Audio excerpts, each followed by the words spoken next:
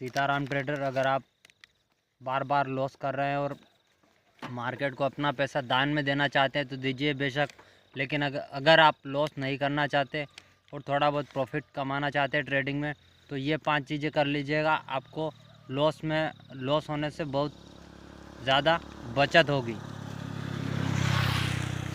तो चलिए शुरू करते हैं। पहला ध्यान जो आपको रखना है, किसी भी ट्रेड में ऐसी कंडीशन बना ले खुद की कि किसी भी ट्रेड को आप जब चाहें तब एग्ज़िट कर सके, लॉस हो प्रॉफिट हो कुछ भी हो।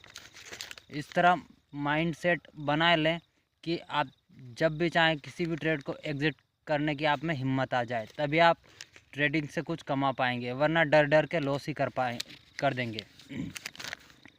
दूसरा है भाई, स्टॉप लॉस लगाना ज़रूरी है। स्टॉप लॉस लगा के ही हमेशा काम करें, क्योंकि स्टॉप लॉस हम पुट या कॉल में एंट्री लेते हैं और मार्केट एकदम से ऊपर नीचे हो जाता है, उसमें हमें जितना प्रॉफिट नहीं करते उससे ज़्यादा बड़ा लॉस हो जाता है। तीसरी बात, असंभव टारगेट जो है, जो पॉसिबल ही नहीं है कि भाई आप निफ्टी 150 या 300 पॉइंट ऊपर नीचे होता है, निफ्टी 50 300 या 150 पॉइंट ऊपर नीचे होता है, और अगर उसको आप हज़ार पॉइंट का एक्सपेक्टेड करोगे तो नहीं होगा।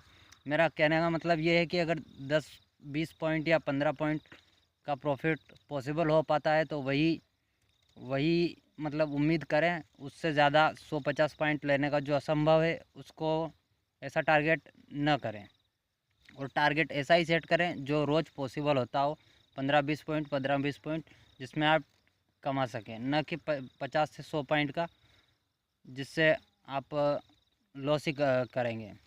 ठीक है। और रिस्क मैनेजमेंट बहुत ज़रूरी है। रिस्क मैनेजमेंट आपको इस तरह करना है कि अगर आपके पास 10,000 है तो उससे 10,000 है तो भाई 2,500 या 4,000 से ही ट्रेडिंग करें। अगर आपका लॉस होता है तो आपको रिकवर करने के लिए कैपिटल चाहिएगा। अगर कैपिटल नहीं होगा तो मार्केट आपको एंट्री बिल्कुल भी नहीं देगा, चाहे 1 रुपया भी कम हो, मार्केट आपको कोई भी शेयर ख़रीदने के लिए नहीं देगा और आप एंट्री नहीं कर पाएंगे, और जो लॉस किया है उसको रिकवर भी नहीं कर पाएंगे। और हाँ दोस्तों, लॉस रिकवर कुछ नहीं होता। जो लॉस गया है वो जाने दो, जो प्रॉफिट आ रहा है उसको लो। यार लॉस रिकवरी कुछ नहीं होता है, इनके चक्करों में न पड़े। हाँ, ट्रेडिंग सीख जाएं, उसके बाद लॉस रिकवर अपने आप हो जाता है और आप प्रॉफिट में आ जाता है, लेकिन आपको सीखना पड़ेगा। चलिए अगला नेक्स्ट। और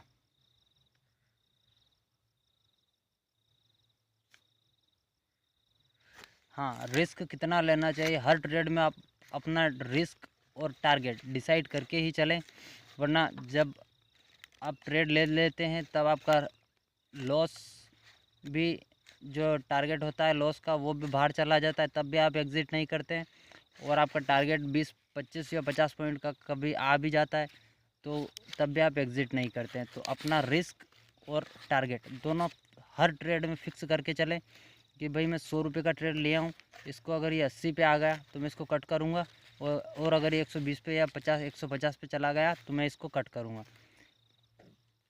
ऐसा माइंडसेट बना लेंगे तो शायद आप लॉस करने से बच जाएंगे। और ऑप्शन ट्रेडिंग के बारे में जानना है तो भाई कमेंट करें।